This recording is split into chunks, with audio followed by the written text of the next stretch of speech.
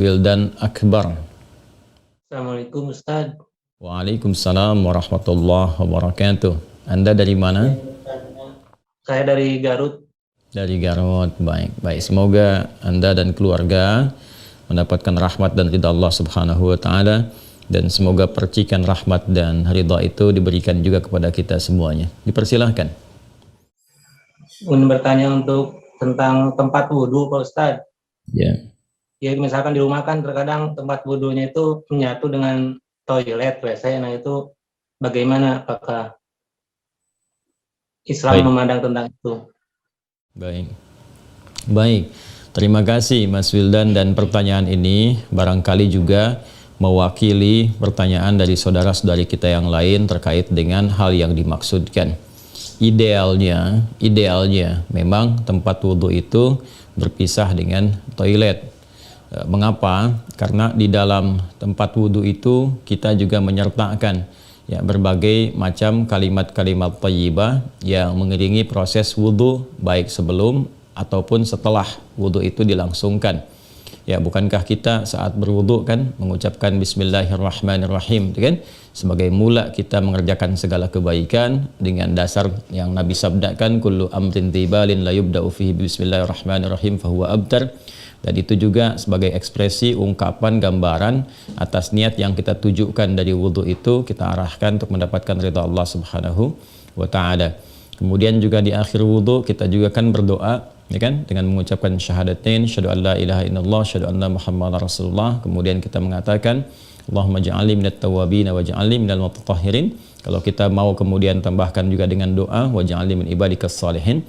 Nah, sedangkan kalimat-kalimat thayyibah yang berupa permohonan-permohonan doa dalam kebaikan ataupun menyebut asma-asma yang mulia, nah itu kan umumnya tidak diutarakan saat kita berada di dalam toilet, karena toilet punya sifat tertentu, sifatnya hanya untuk menyalurkan atau membuang hadas, baik yang sifatnya kecil ataupun juga besar, dengan cara-cara tertentu yang boleh jadi juga melahirkan najis. Sedangkan wudhu itu tidak seketika juga menyatu dengan menghilangkan najis, bisa jadi hanya hadasnya saja, belum tentu ada najisnya, gitu kan. Sedangkan kalimat-kalimat thayyibah sangat tidak disukai diungkapkan dalam keadaan-keadaan kita masuk toilet. Karena itu saat masuk toilet kita kan berdoanya doa memohon perlindungan kepada Allah dari godaan-godaan setan yang berkumpul di tempat-tempat yang buruk, seperti toilet dan semisalnya. Allahumma inni a'udzubika minal khubuthi wal khaba'ith. Nah, kemudian ketika kita keluar, kita kan beristighfar tuh. Ghufranak, gitu kan? Ghufranak, mohon ampunanmu ya Allah. Nah, ada yang mendetilkan itu. Kenapa kita minta ampunan ketika keluar? Karena kita menahan diri dari pengungkapan kalimat thayyibah yang biasanya kita ucapkan di setiap tempat, gitu kan? Istighfar, sholawat dan sebagainya. Nah, ketika itu terputus saat masuk toilet, seakan-akan ada sifat tawadhu, kita memohon ampunan karena nggak mampu mengungkapkan, karena itu tempat yang tidak pantas, gitu kan, diungkapkan itu di tempat yang tidak sesuai. Maka ketika keluar kita mengatakan ghufranak kalau ada hal-hal yang tidak tepat di dalam dan tidak mampu mengerjakan hal yang biasa kita kerjakan. Itu adab saja, takdib di dalamnya. Karena alasan inilah akan lebih bagus kalau tempat wudhu itu bisa terpisah sendiri dengan toilet, sehingga nanti kesempurnaan hal-hal yang mengiringi bisa dilakukan. Bila pun memang keadaannya tidak memungkinkan dan hanya ada itu dan bisa didapatkan di dalam berbagai kondisi, Anda ke mall misalnya kan, tidak ada tempat spesifik wudhu, taruhlah gitu demikian kondisinya, atau bahkan dalam kondisi tertentu, bahkan saat haji atau umrah yang begitu padat tempat wudhunya misalnya, dan Anda hanya menemukan ada toilet tapi ada keran yang disiapkan terpisah, gitu kan, di dalamnya itu. Nah, ini kondisi-kondisi demikian masih memungkinkan. Jadi kalau ada kondisinya sifatnya tidak terpisah keadaan tempat wudhunya, maka tidak ada masalah ketika Anda berwudhu dalam keadaan juga menyatu tempatnya dengan toilet, karena kaidah juga mengatakan ad-daruratu tubihul mahdharat. Kondisi-kondisi yang mendesak itu, kondisi-kondisi yang tidak biasa itu membolehkan, bahkan yang terlarang pun asalnya diperkenankan. Nah, ini kan sifatnya tidak terlarang, hanya tidak disukai, gitu kan, makruh sifatnya, nggak ada nas haram di dalamnya, tapi sifatnya tidak disukai. Tidak disukainya itu karena kita tidak bisa mengungkapkan hal-hal baik yang mungkin kita bisa lakukan saat kita berwudu. Jadi kita berdoa harus keluar dulu setelah selesai wudu, gitu kan, baru kemudian kita bisa berdoa. Ataupun Bismillahirrahmanirrahim hanya kita bisa ungkapkan dalam hati, nggak bisa kita lafadzkan, gitu kan. Doa-doa pun kita iringkan di dalam hati. Nah, itu hal-hal yang menjadikan kita kemudian tidak maksimal. Pun demikian juga ada satu kondisi lain, itu kan tempat berkumpulnya setan di tempat-tempat yang kurang bagus itu, sehingga godaan-godaan saat berwudu dan sebagainya, nah itu kadang-kadang lebih banyak. Nah ini tentunya juga di satu sisi tidak berlaku juga ya kondisi ini saat misalnya kalau mandi besar, kadang-kadang kan juga tempatnya menyatu juga dengan toilet, kan mandi besar juga berlangsung wudu di dalamnya, kan?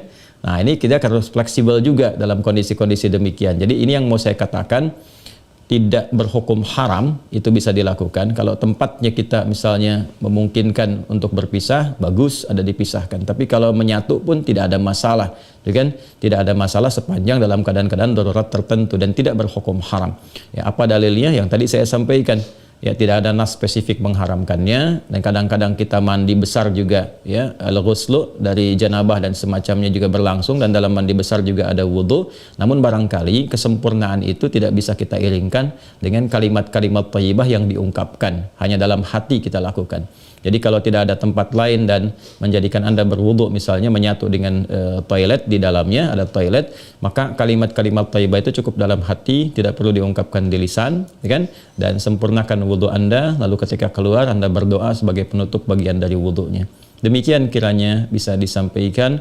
Wallahu taala a'lam bissawab. Dan sebelum saya menutup, ada sesuatu yang sangat menarik ketika Ibnu Abbas radhiyallahu taala anhuma menyampaikan kisah Nabi sallallahu alaihi wasallam ya saat beliau berada di kediamannya Sayyidah Maimunah radhiyallahu taala anha, dan malamnya kemudian bangun ya, bangkit dari tidurnya, duduk dulu menghilangkan bekas ngantuk. Nah ini ditemukan di Sunan Abu Daud nomor hadis 1367. Tsumma dhahaba ila syanin mu'allaqah, kemudian beliau pergi ke tempat tertutup. Nah syanin mu'allaqah ini enggak disebutkan tempat tertutupnya, apakah dia sifatnya mirhad, ya kan? Apakah tempatnya toilet yang menyatu, kamar mandi, ataukah dia tempat wudhu, kan? Midha, misalnya, apakah dia tempat wudhu? Nah ini yang tidak disebutkan, keadaannya tempat tertutup saja. Ini memberikan kesan bahwa bisa jadi kalau itu yang dimaksudkan adalah tempat yang tertutup, itu toilet dan semacamnya, jelas ya dilakukan dalam bentuk tertutup sehingga tidak tampak aurat dan sebagainya, itu fikih yang lain. Tapi kaitan dengan wudhu juga itu cukup menarik juga. Hendaknya kalau kita pun membuat tempat wudhu di satu tempat, ya dimungkinkan ada penutupnya, karena boleh jadi tempat-tempat yang digunakan untuk oleh laki-laki ataupun perempuan yang menyatu, ya, menyatu itu yang dimaksudkan dimanfaatkannya. Ya boleh jadi ada perempuan juga yang masuk ke situ, kan di satu tempat tuh nggak ada kekhususan gitu ya. Nah, tapi tempat-tempat lain sekarang sudah lebih bagus. Ini untuk laki-laki, ini untuk perempuan, tuh nggak ada masalah. Tapi kalau tempat yang digunakan untuk menyatu, dia hendaknya ada penutup sehingga nggak semua orang bisa mengakses ke dalamnya dengan batas-batas tertentu.